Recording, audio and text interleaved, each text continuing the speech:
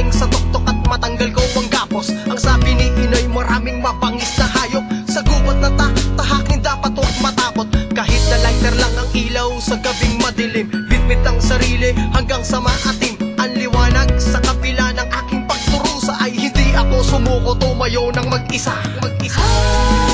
Pilitin ko mang takasan, ngunit bakit hindi ko pa rin maiwasan?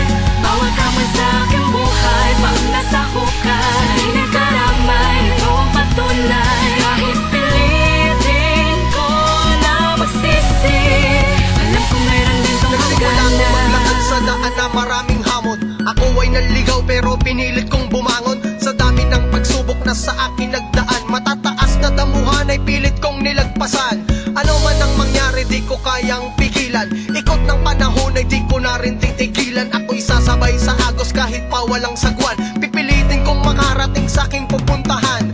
Bitbit ang natutunan sa pagiging veterano, pagkat hindi porket gangster ay palaging gago. Meron kaming respeto kung alam nyo lang, pero kung makulit ka, bitukan namin ay halang.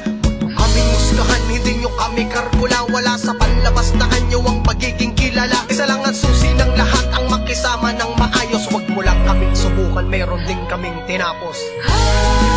Pilitin ko mang takasan, ngunit bakit hindi ko pa rin maiwasan? Bawat hamon sa aking buhay, pag nasa hukay, hindi karamay, ito ang patunay. Kahit pilitin ko na magsisi, alam ko mayroon din tong Sa dating hagana. kusakal, medyo mainit sa lansangan. Meron ding minahal pero hindi ang kasintahan. Sa klase ng trabaho di ko na rin naagapan. Sinubok lang ako ngunit dito nagkapangalan. Maaga kong minulat ang likod ko sa kalaban. Agad naging handa sa laban na pangmatagalan. Wala kong inasahan kundi ang sarili ko. Magliligtas sa aking buhay base sa napili ko. Hanggang sa nagbago ang lahat ng dapat kong daanan. Ako'y nagkaanak na di